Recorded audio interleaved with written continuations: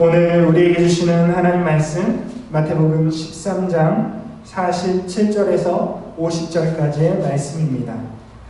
또 천국은 마치 바다에 치고 각종 물고기를 모는 그물과 같으니 그물에 가득함에 물가로 끌어내고 앉아서 좋은 것은 그릇에 담고 못된 것은 내버리느니라. 세상 끝에도 이러하리라. 천사들이 와서 의인 중에서 악인을 갈라내어 풀무불에 던져 넣으리니 거기서 울며 이를 갈리리라. 아멘. 오늘 말씀의 제목은 심판의 그물이라는 제목으로 말씀을 함께 나누기를 원합니다. 여러분, 우리가 예수님의 비유를 계속해서 살피고 있는데 예수님의 비유는 무엇을 가리키는지 우리가 정확하게 살피지 않으면 본래 예수님께서 의도했던 비유의 목적과는 다른 주제에 빠지기가 쉽습니다. 그래서 비유는 그 주제, 예수님께서 이 비유를 도대체 어떠한 목적을 가지고 말씀하셨는가를 우리가 끊임없이 생각하면서 읽어야만 이 비유가 어떠한 의미를 담고 있는지 우리가 알 수 있게 됩니다. 오늘 비유는 예수님의 해석이 있는 비유입니다. 마태복음 13장에 있는 비유들 가운데 해석이 있는 비유가 세 가지가 있는데 그 중에 하나가 바로 그물 비유입니다. 그렇기 때문에 우리는 이 예수님의 해석으로 인해서 비유에 대해 비유를 이해하는 데 있어서 많은 도움을 얻을 수 있습니다. 먼저 그물 비유의 목적을 생각해보고 하나님 나라의 특징을 함께 살펴보도록 하겠습니다. 예수님은 하나님 나라가 바다에 친 그물과 같다라고 말씀하고 있습니다. 비유를 살펴보기에 앞서 49절과 50절에 있는 예수님의 이 비유 해석을 먼저 살펴보도록 하겠습니다. 49절과 50절의 말씀을 보면 예수님은 그물 비유를 이렇게 해석하고 있습니다. 세상 끝에도 이러하리라. 천사들이 와서 의인 중에서 악인을 갈라내어 풀무불에 던져 넣으리니 거기서 울며 이를 갈리라. 이 그물 비유에 있어서 예수님의 해석이 무엇입니까? 세상 끝에 임할 심판을 이야기하고 있습니다. 그렇기 때문에 이 그물 비유는 심판을 가르치기 위한 목적으로 예수님이 말씀하셨다는 것입니다. 우리가 이 오늘 그물 비유를 살펴볼 때에 예수님의 비유의 목적이 심판에 있다는 것을 염두에 두고 살펴보아야 하겠습니다. 그래서 제목을 제가 심판의 그물이라고 잡아보았습니다. 구원의 그물이 아닌 하나님의 나라가 구원의 그물이 아닌 심판의 그물이다 라는 것이죠. 어째서 하나님의 나라가 구원의 그물이 아니라 심판의 그물이 될 수 있는가를 살펴보도록 하겠습니다. 여러분, 그물을 치면 물고기를 잡을 수가 있습니다. 그런데 여러분, 이 그물에 걸려든 고기를 보면 좋은 고기도 있고 나쁜 고기도 있습니다. 먹을 수 있는 고기도 있고 먹을 수 없는 고기도 있습니다. 여러분, 그물로는 좋은 고기만 잡을 수가 없습니다. 우리가 작살 같은 거는 내가 골라서 내가 잡고 싶은 고기만 잡을 수가 있죠. 그런데 그물로는 좋은 고기와 나쁜 고기를 선택해서 잡을 수가 없습니다. 그저 그물에 걸려든 모든 고기를 잡아야만 하는 것입니다. 아무리 참치잡이 배가 레이더를 찍어서 참치 어분에다 그물을 던져도 어떻게 되죠?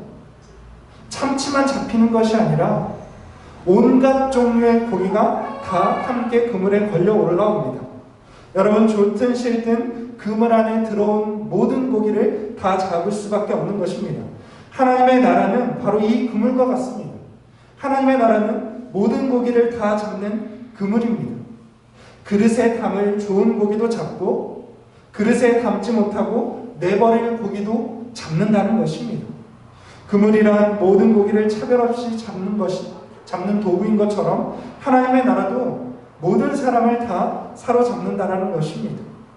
여러분, 하나님의 나라는 우리가 생각할 때에 하나님 나라에 속하는 백성들만 잡는다라고 생각합니다.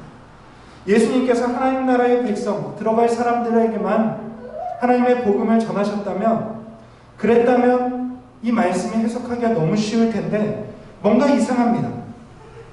하나님의 나라가 모든 사람을 잡는다는 것이죠. 하나님의 나라는 좋은 고기만을 잡지 않고 모든 고기를 다 잡아서 좋은 것과 못된 것을 나누고 있습니다. 우리는 하나님 나라를 구원의 의라는 관점에서만 바라보고 있습니다. 그러나 하나님의 나라는 심판의 관점이 있다는 것입니다. 오늘 예수님은 바로 그 하나님 나라의 심판의 관점에 있어서 사람들과 제자들에게 가르쳐주고 있는 것입니다. 여러분, 오늘 말씀은 하나님 나라가 가져올 무서운 심판을 가리키고 있습니다. 하나님 나라는 모든 사람을 잡는 그물입니다. 하나님 나라는 의인들만 건지는 것이 아니라 악인들도 사로잡는다는 것입니다. 의인은 구원을 위해서 잡고 악인은 심판을 위해서 잡는다는 것입니다. 그것이 하나님의 나라라는 것이죠. 하나님의 나라는 의인이나 악인이나 피할 수가 없다는 것입니다. 하나님의 나라는 모든 사람을 잡는 것입니다. 예수님은 그물 비유를 통해서 바로 이것을 강력하게 가르쳐주고 있습니다. 오늘날에는 교회 안에서 심판에 대해서 잘 전하지 않습니다. 여러분, 기독교가 독선적인 종교라고 손가락질 당하기 때문에 교회 가보면 복을 전합니다. 구원을 전합니다. 그런데 심판을 말하지 않는 것입니다. 여러분, 심판을 말하지 않는 복음은 반쪽짜리에 불과합니다. 예수님은 하나님 나라의 심판을 매우 분명하게 그리고 반복적으로 가르쳐 주고 있습니다. 오늘 그물 비유에서도 어떻습니까? 여러분, 오늘 그물 비유에서도 예수님이 해석할 때에 구원에 대해서는 전혀 말하지 않고 있고 심판에 대해서만 이야기하고 있다는 것입니다. 오늘날의 복음과는 뭔가 달라도 다르게 들려질 수밖에 없는 것이죠. 오늘날의 모든 그리스도인들이 구원에 대해서, 받을 복에 대해서만 이야기하기 쉽습니다. 왜냐하면 다른 사람에게 심판을 이야기하면 미움받을 수밖에 없기 때문에 그렇습니다. 그러나 예수님은 심판을 사람들에게 반복적으로 가르쳐 주셨습니다. 분명하게 가르치셨다는 것입니다. 여러분, 하나님 나라의 복과 구원만 말하는 것은 옳지 못합니다. 심판을 같이 말해야 하는 것입니다. 그런데 하나님의 나라가 구원과 심판을 함께 가져온다는 것은 논리적으로 매우 당연한 이야기입니다. 하나님 나라의 통치 영역이 모든 피조물의 세계에 미치기 때문에 그렇습니다. 예수님으로부터 시작된 하나님 나라는 단순히 믿는 자에게 구원을 주시는 좁은 의미의 개념이 아닙니다. 하나님의 나라의 통치는 믿는 자와 믿지 않는 자의 모든 피조물에 미치는 통치의 영역이기 때문에 그렇습니다. 여러분, 지금은 사람들이 하나님의 통치를 인식하지 못하고 있습니다. 어째서 그럴까요? 여러분, 그것이 하나님 나라의 통치가 숨겨져 있기 때문에 그렇습니다. 그런데 언제 하나님 나라의 통치가 모든 사람에게 명확하게 드러나게 됩니까? 그것은 바로 예수님 말씀하신 세상 끝에 하나님의 통치가 명백하게 드러난다는 것입니다. 오늘날 악인이나 의인이나 모든 사람은 하나님의 통치 아래 있습니다. 그런데 악인들은, 하나님을 믿지 않는 사람들은 하나님의 통치 아래 있다라고 인정하지 않습니다. 생각하지 않습니다. 하나님께서 심판을 세상 끝까지 유예하셨기 때문에, 미뤄두셨기 때문에 하나님을 믿지 않는 사람들, 악인들은 하나님의 통치가 자기에게 미치지 않는다라고 생각을 합니다. 그러나 여러분, 하나님의 통치의 영역은 모든 창조된 피조세계에 미치고 있습니다.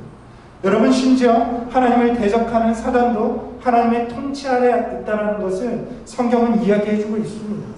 여러분, 예수님께서 명령하실 때에 사단은 떠나갔습니다. 그 말씀은 무엇입니까? 여러분, 하나님의 통치 영역 아래 사단조차도 그 아래에 있다는 것을 보여주는 것입니다. 여러분, 단지 하나님께서는 세상 끝날까지 사단과 악인들의 심판을 유보하셨을 뿐입니다. 그래서 하나님 나라의 통치가 악인들과 사단에게 미치지 못하는 것처럼 보여집니다. 그래서 마치 자기가 주인인 것처럼, 자기가 세상을 다스리는 것처럼 착각하기 쉽습니다. 그러나 마지막 날에 하나님 나라의 통치 영역이 드러나게 될 것이고 하나님 나라의 통치의 권세가 드러나게 될 것입니다. 어떻게 드러납니까? 악인들을 의인 사이에서 구분해서 그들을 풀무불에 던져 넣는 것으로 하나님의 통치, 하나님 나라가 드러나게 된다는 것입니다. 여러분, 모든 피조물은 하나님의 통치 아래 있습니다. 모든 피조물은 하나님 나라 안에 있는 것입니다. 예수님은 바로 그 하나님 나라를 이 땅에 가져오셨습니다. 예수님의 복음을 통해서 하나님 나라의 통치를 깨닫고 받아들이는 사람은 구원을 얻을 것입니다. 그러나 하나님의 통치를 거부하고 하나님 백성 되기를 거부하고 하나님 나라를 거부하는 사람들은 심판을 받게 되는 것입니다. 예수님은 제자들에게 금을 비유를 통해서 심판을 경고하셨습니다. 하나님 나라는 구원만을 가져오는 것이 아니라 심판을 함께 가져온다는 사실을 예수님은 분명하게 말씀하셨습니다. 여러분, 오늘 우리에게 이 말씀이 경고가 되길 바랍니다. 하나님의 통치를 거부하는 사람은 심판을 피할 수 없습니다. 나는 지금 하나님의 통치를 받고 있는가? 나는 지금 내 삶의 주도권을 하나님께 내어드렸는가? 내 모든 소유권을 하나님께 이전했는가? 각자의 삶을 점검해 볼 수 있길 원합니다. 여러분, 하나님이 내 삶을 주관하시고 다스리도록 우리의 삶을 내어드릴 수 있길 원합니다. 오늘 이 땅에서 하나님 나라의 통치를 받아야 우리가 하나님 나라에 들어가게 되는 줄로 믿습니다. 여러분, 우리가 어느 곳에서든 하나님 나라의 통치를 받고 하나님의 다스리심을 받는다면 우리는 이미 우리 안에 하나님 나라가 임한 것입니다. 여러분, 우리가 인정하든 인정하지 않든 하나님의 통치는 우리 모든 세계에 미치고 있습니다. 우리가 하나님의 통치를 인정하고 우리의 삶을 하나님께서 사용하시도록 내어드리는 저와 여러분들 될 수 있기를 주님의 이름으로 축원을 드립니다.